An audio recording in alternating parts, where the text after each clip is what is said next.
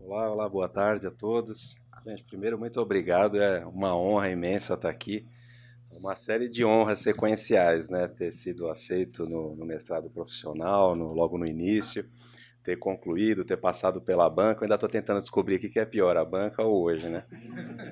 E depois a gente vê tantos colegas aqui participando, tendo o trabalho reconhecido, que certamente é um reconhecimento individual para nós e para os orientadores, para todo mundo que apoiou, para o Mário como grande idealizador do mestrado também quero registrar, que foi fantástica assim, a sua importância para mostrar para nós o que é esse modelo, né? Bom, o meu trabalho foi com o título de Provisionamento de Processos Judiciais e Administrativos.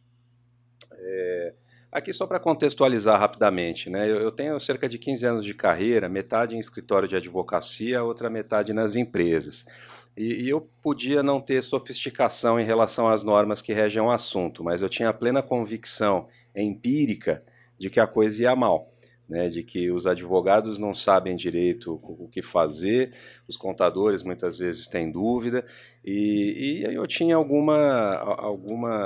vamos dizer, algumas ideias do que poderia ser a causa raiz disso, né?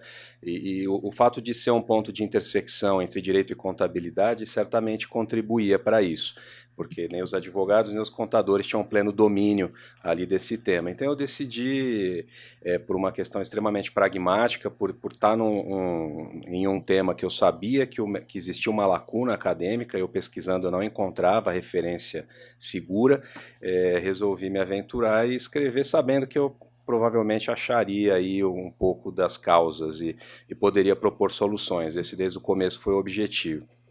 Então, bom, aí falando de escopo do trabalho, uma análise crítica das normas de provisionamento e elaboração de nota explicativa relacionadas aos processos judiciais e administrativos. E ao final, eu já previa também trazer essas recomendações de boas práticas a partir do momento que eu pudesse mostrar o que pareceria mais adequado, né? E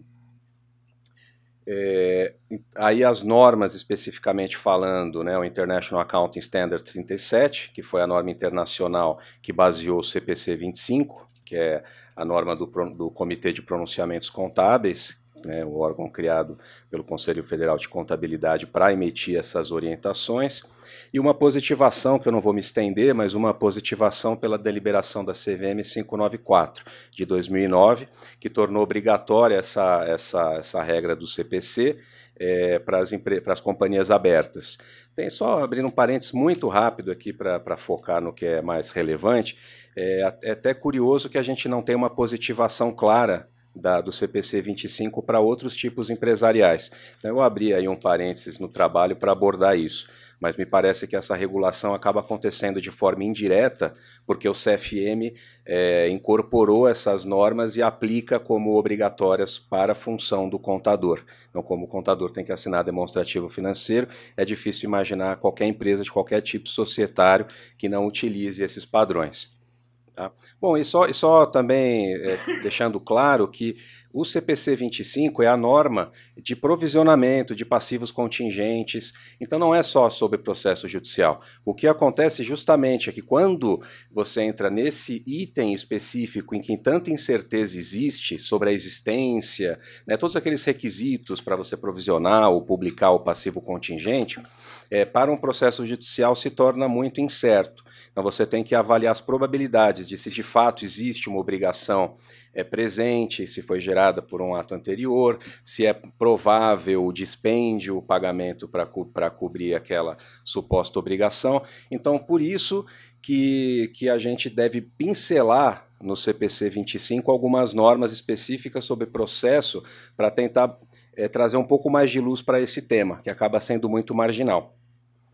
E pensando em relevância, para mim é muito claro, isso também estava claro desde o começo, que partindo de uma norma internacional, deu o peso para os processos judiciais de um país de primeiro mundo.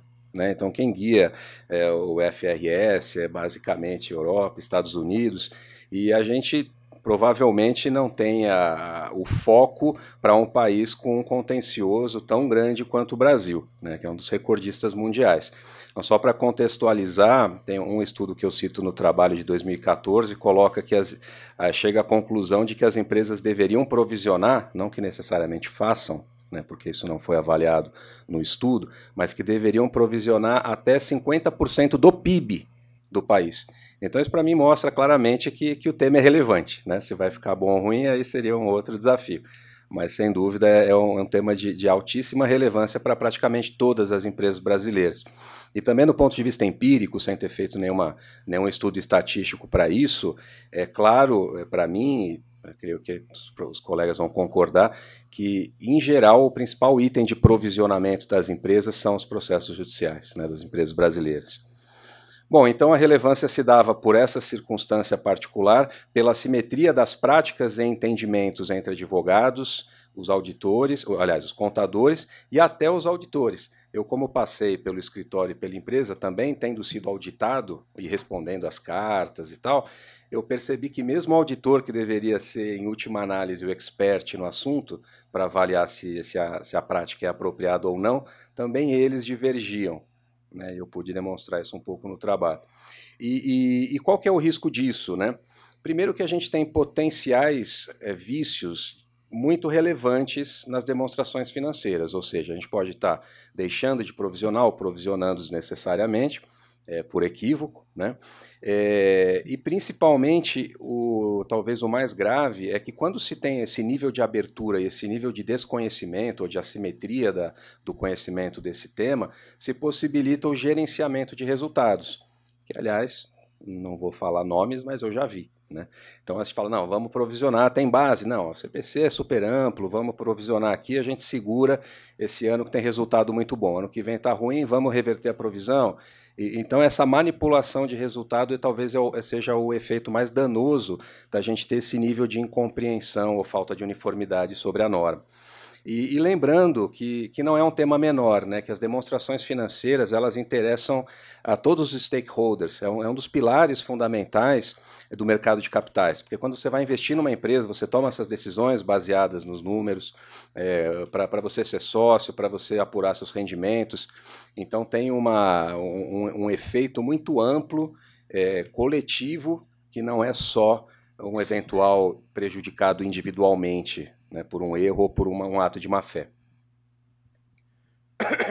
Bom, aí, além da pesquisa legislativa e doutrinária, eu também fiz, não como o Sérgio, né, que pesquisou 440 balanços, eu olhei uns 30, talvez 40, vai falar que eu fiz 10% quase do que você fez.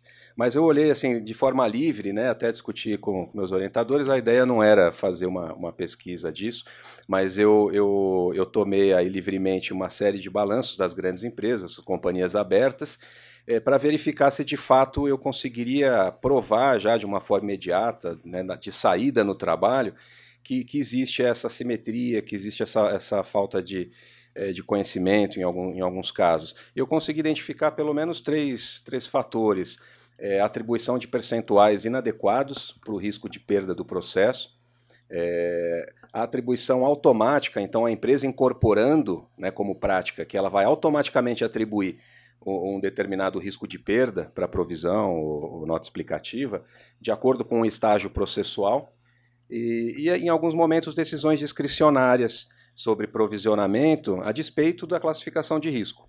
Né? Então isso tudo me chamou a atenção. Eu trouxe alguns aqui, não vou me estender, mas coisas assim, né? Por exemplo, tal valor é objeto de provisão independente da probabilidade de perda. Então são imprecisões técnicas, né? A norma não te autoriza a fazer isso. A gente tem critérios técnicos, por mais que a norma seja aberta, a gente vai comentar um pouco sobre isso, você tem um padrão, você tem uma forma de conduzir. E essa liberdade é questionável no sentido de que você pode utilizar isso para gerenciamento de resultado. Bom, e aí pediram, né, para a gente falar as principais contribuições, eu tentei extrair 4 itens em que, a partir dessa leitura crítica, e foi uma leitura crítica mesmo, assim, até bastante vamos dizer assim, um pouco audacioso, né? Porque ler uma norma internacional e criticar é difícil, mas eu não tive freios, né? Falei, estou num ambiente aqui protegido, acadêmico, vou dizer o que eu penso, né? Então fiz uma leitura crítica das normas contábeis ao longo do trabalho e quando eu concluí essa etapa, eu me permiti propor, né, o que deveria ser enfim, como suprir algumas dessas lacunas ou algumas dessas contradições que eu havia identificado na norma contábil. Então vou falar rapidamente aqui essas 4 contribuições. A primeira delas, aqui talvez até um esclarecimento de ordem técnica, que analiticamente se permite chegar, que é mudar o foco dos profissionais que atuam na área do processo para o passivo contingente. Quando a gente entende que a gente não tem que provisionar um processo, mas sim um passivo contingente que decorre de um objeto ou de vários objetos que só são instrumentalizados em um processo judicial ou administrativo, isso leva a algumas conclusões. Por exemplo, nos possibilita, e eu vou ser breve, a individualização de pedidos, né, que é um tema que gera dúvida, possibilita, e aqui é mais relevante, entender que se abrange mais processos no provisionamento do que em geral se faz. Não são só as ações passivas e com valor pecuniário atribuído. Às vezes até ações ativas da empresa promovendo pode gerar uma obrigação, no mínimo, né, a sucumbência, e até ações de natureza declaratória podem também gerar um liability, né, dependendo do seu objeto. Então isso já é um pouco contraintuitivo, é uma conclusão que parte desse primeiro item. O segundo item aqui de contribuição é como avaliar o risco de perda dos processos. Isso aqui eu escrevi aqui cheio de aspas, porque é complicado do ponto de vista técnico defender. Mas a leitura do CPC mostra que toda análise de risco deve ser probabilística. E isso faz com que, ainda mais considerando o nosso judiciário, né, com várias decisões que às vezes não guardam muita fundamentação, que não seguem um precedente, coisa e tal, que leva você de uma forma pragmática, se você for fazer essa avaliação tentando obter, antever o resultado mais provável, a você inverter um pouco a ordem hierárquica das fontes de direito. Então, colocando a primazia na jurisprudência em detrimento da lei, que deveria ser a fonte primária. E da mesma forma, isso leva também a uma certa irrelevância dos estágios processuais, porque na medida em que eu sei até a que instância o processo deve chegar, é aquele entendimento que deve nortear o meu entendimento final sobre a probabilidade de ganho ou perda. Então isso já derruba muitas práticas que são comuns de dizer, olha, perdeu em primeira instância, provisiona. Isso não é uma consequência absoluta, não é uma regra. Né? Isso tem que ser avaliado individualmente com base nesse racional. Bom, esse aqui é super complexo, eu vou falar por alto, né? Até eu vou me enrolar aqui para explicar, mas o CPC, esse talvez seja o ponto em que eu encontrei, que eu tenha tido a maior crítica ao CPC por permitir a coexistência e para mim não deixar claro quando que se usa o quê, 3 critérios de mensuração do valor desses passivos contingentes para fins de provisionamento. E aí só para concluir, né, vou direto à conclusão, não vou passar por toda a lógica e todo o pensamento que foi feito, mas me parece que o critério mais adequado é o da média aritmética ponderada, que é o que ele propõe, na verdade, para provisionamento de ações coletivas, ou seja, um grupo grande de ações, mas utilizar também para as ações individuais, sempre que a gente pode mensurar mais de um desfecho. Então, se eu consigo atribuir, né, eu já sei que o risco de perder é maior do que de ganhar.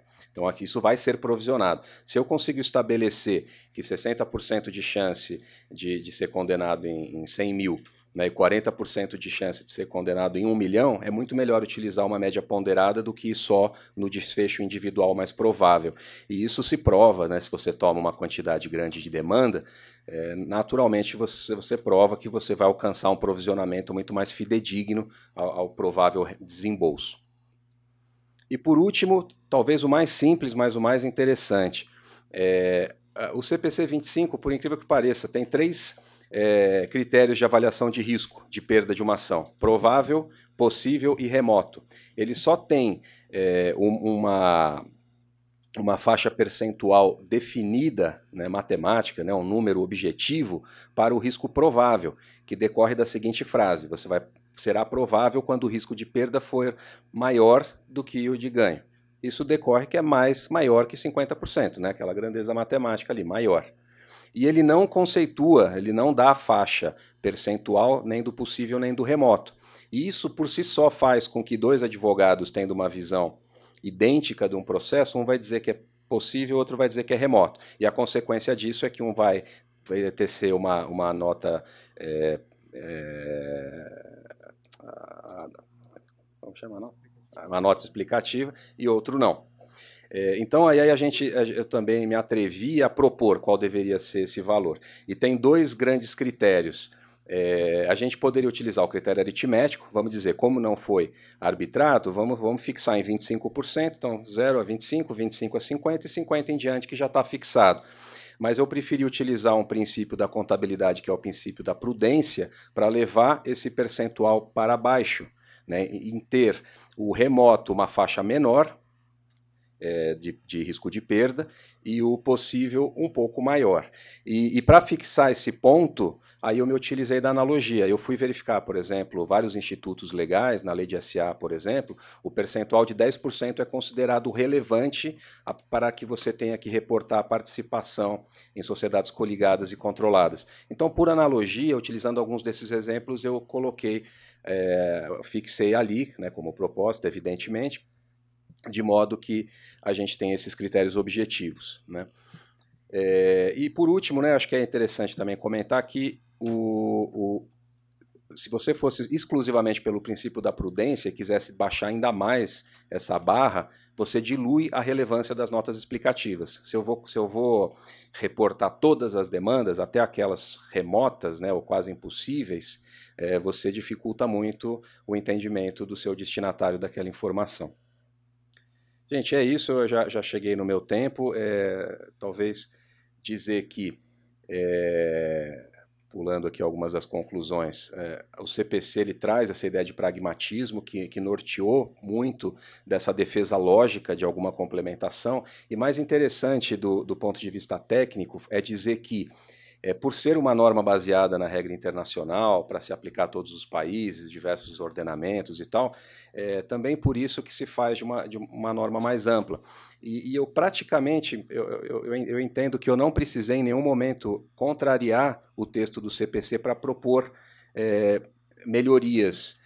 Então, nesse sentido, me parece interessante que nós podemos, por meio de boas práticas e que, do ponto de vista de governança, passaria por ter publicado quais são os seus critérios de provisionamento, dar clareza ao mercado, uniformidade para os seus escritórios externos, a gente poderia fazer isso sem necessariamente passar por uma revisão da norma, né, que volta até a sua fonte aí com o International Accounting Standards. É isso, gente. Muito obrigado.